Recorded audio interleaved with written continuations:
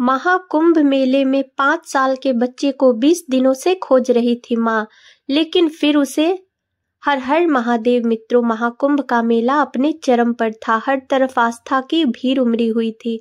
उसी दिन पटना से एक महिला भी अपने बेटे के साथ महाकुंभ जाने का प्लान बनाती है, लेकिन उसे नहीं पता था कि संगम के पवित्र जल में स्नान करने का सपना उसकी जिंदगी में एक नई परीक्षा ले आएगा। सरिता के लिए यह मेला किसी परीक्षा से कम नहीं था, क्योंकि उसके साथ मेला में कुछ ऐसा हुआ जिसके बारे में वह सपने में भी नहीं सोच सकती थी। सरिता अपने 5 साल के बेटे श्याम को लेकर प्रयागराज के महाकुंभ के लिए निकली थी। भीड़ इतनी ज्यादा थी कि वह अपने बच्चे को गोद में उठाकर चल रही थी, लेकिन उसके पास सामान भी था। ऐसे में इतना वजन उठाकर चलना मुश्किल हो रहा था। मेला रेलवे स्टेशन से 4 किलोमीटर की दूरी पर था और वह बहुत ज्यादा थक गई थी, इसलिए उसने बच्चे को गोद से उतारा और हाथ पकड़कर पैदल चलने लगी। लेकिन भीड़ में धक्का लगने की वजह से बार बार उसका हाथ श्याम से छूट जा रहा था, इसलिए उसने बच्चे का हाथ अपने पल्लू से बांध रखा ताकि अगर हाथ छूट भी जाए तो वह कहीं खो न जाए। लेकिन नियति को कुछ और ही मंजूर था। 4 घंटे चलने के बाद सरिता संगम स्थल पर पहुंच गई। शाही स्नान का दिन था, इसलिए पहले उसने अपने बच्चे को पानी से नहलाया, फिर उसके कपड़े बदले। इसके बाद वह खुद नहाने के लिए जाने लगी। उसने अपने 5 साल के बेटे को सीढ़ियों के किनारे खड़ा किया और अपना सामान उसके पास रख दिया। उसने श्याम से कहा कि मैं जल्दी से नहाकर आती हूँ, तुम यहीं रहना, कहीं मत जाना। बच्चे ने भी मुंडी हिलाते हुए हाँ कहा और वहीं बैठ गया। नहाते समय संगम में भीड़ ज्यादा थी। सरिता की कुछ ही पलों के लिए नजर हटी और जब वह वापस लौटी तो श्याम उसे वहां नहीं मिला। सरिता का सामान वहीं था, लेकिन श्याम नहीं दिख रहा था। वह टेंशन में आ गई और जोर जोर से श्याम श्याम चिल्लाने लगी। तभी उसकी निगाहें मेले में एक दुकान के पास पड़ी।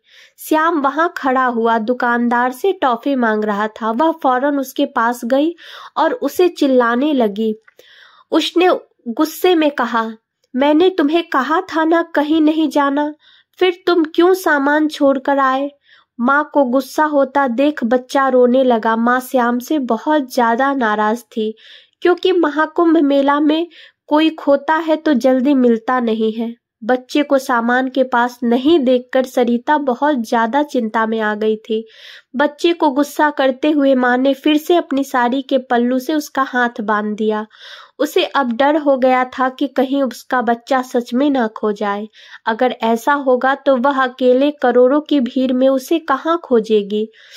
सरिता अकेले ही अपने बच्चे का पालन पोषण करती थी। बच्चे के पास उसकी माँ के अलावा और कोई नहीं था। धीरे धीरे अब अंधेरा होने लगा और वह इतनी रात को वापस अपने गांव नहीं जा सकती थी। उसकी ट्रेन अगले दिन थी, इसलिए रात उसे मेले में ही गुजारना पड़ा। वह जानती थी कि मेला में उसे लेट होगा ही, इसलिए उसने ट्रेन अगले दिन की बुक की थी। वह अपने साथ कंबल और चादर भी लेकर आई थी। पहले सरिता ने एक जगह ढूंढी जहां लोगों ने सोने के लिए तैयारी कर रहे थे। वह भी वहां अपने बच्चे के साथ चली गई और चादर बिछाने लगी।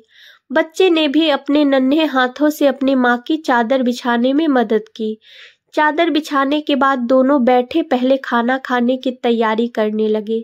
सरिता घर से खाना बनाकर लेकर आई थी। खाना खाने के बाद कुछ देर वह जगे रहे।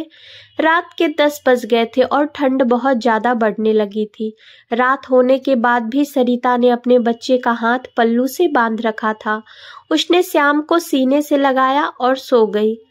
लेकिन जब सुबह सरिता की आंख खुली तो श्याम वहां नहीं था। सरिता के पल्लू को गांठ अभी भी बांधी थी। सरिता जोर जोर से चिल्लाने लगी और रोने लगी। वह यहाँ वहां घबराकर श्याम श्याम बुलाकर उसे ढूंढ रही थी। उसने आसपास के लोगों से भी श्याम के बारे में पूछा, लेकिन किसी ने भी श्याम को नहीं देखा था। बच्चे के गायब होने से सरिता का हाल पागलों जैसा हो गया था। उसने पूरे मेले में बच्चे को खोजा। हर एक पंडाल और टेंट में वह श्याम को खोज रही थी। उसने पुलिस और अलग अलग अधिकारियों से भी बच्चे को खोजने की मदद की, लेकिन किसी को भी श्याम नहीं मिला। वह पुलिस चौकी भी गई और पुलिस में गुमशुदगी की रिपोर्ट दर्ज कराई। पूरा एक दिन बीत चुका था, लेकिन श्याम को मेले में कहीं कोई सुराग नहीं मिला। वह रोज रात उसी जगह पर बिताती थी जहां वह अपने बच्चे के साथ सोई थी। उसे लगता था कि शायद रात में उसका बच्चा वहीं वापस आ जाएगा। वह बच्चे के मिलने की आस में रात को भी सोती भी नहीं थी। उसे उम्मीद थी कि उसका बच्चा उसे वापस मिल जाएगा, इसलिए अपने गांव भी नहीं गई। वह हर रोज हर पल बस श्याम को ही मेले में ढूंढती रहती थी। दिन गुजरते गए। सरिता ने खाने पीने की भी सुध छोड़ दी थी। न उसके जेब में पैसे थे और न वह किसी से मदद मांगती। लोगों के फेंके हुए खाने को खाती और हर रोज श्याम को खोजती।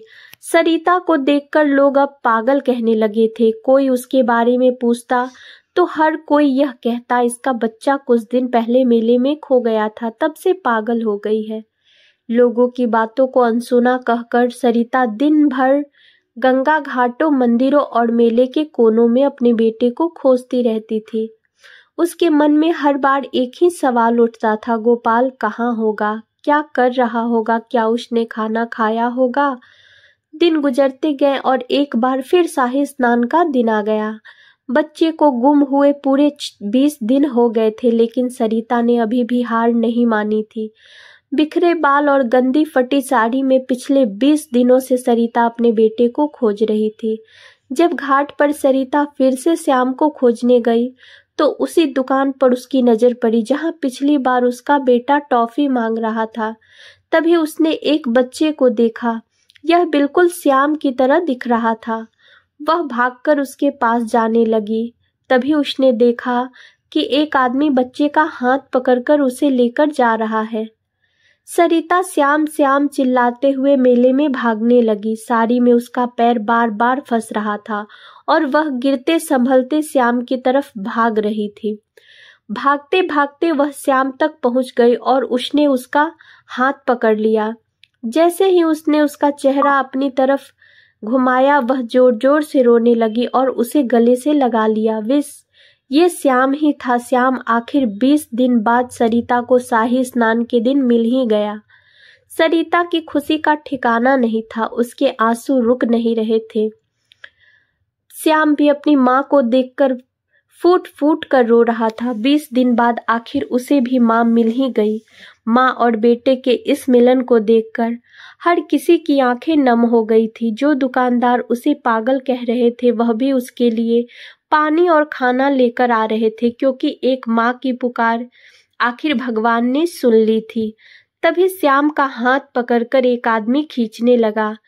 यह वही आदमी था जिसके साथ श्याम को सरिता ने देखा था।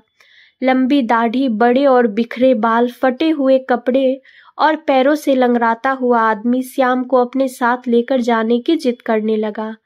वह ढंग से भी बोल नहीं पा रहा था। लोग उसे पागल कह रहे थे। वह सरिता से श्याम का हाथ छुड़ा रहा था और बार बार कह रहा था, मेरा बेटा है। तभी लोगों ने उस आदमी को श्याम से दूर किया। सरिता समझ गई कि आधी रात में श्याम को लेकर जाने वाला आदमी यही था। पुलिस भी श्याम को इसलिए खोज नहीं पा रही थी क्योंकि श्याम ऐसे आदमी के साथ था। तभी लोगों ने बताया कि कई सालों पहले इस आदमी के बच्चे की मौत एक्सीडेंट में हो गई थी। बच्चे की मौत के बाद उसकी पत्नी ने भी उसे छोड़ दिया था। तब से ही यह पागल हो गया है और गलियों में घूमता रहता है। यह किसी के भी बच्चे को देखकर अपना बच्चा बताता है। इसके पहले भी इस आदमी ने कई बच्चों को उठाने की कोशिश की है, लेकिन माँ बाप साथ होने की वजह से वह इसके सफल नहीं हो पाता था। लेकिन इस बार उसे अच्छा मौका मिल गया। जब सरिता सो रही थी तब उसने बच्चे को उठा लिया। बच्चा नींद में था, इसलिए उसे पता भी नहीं चला।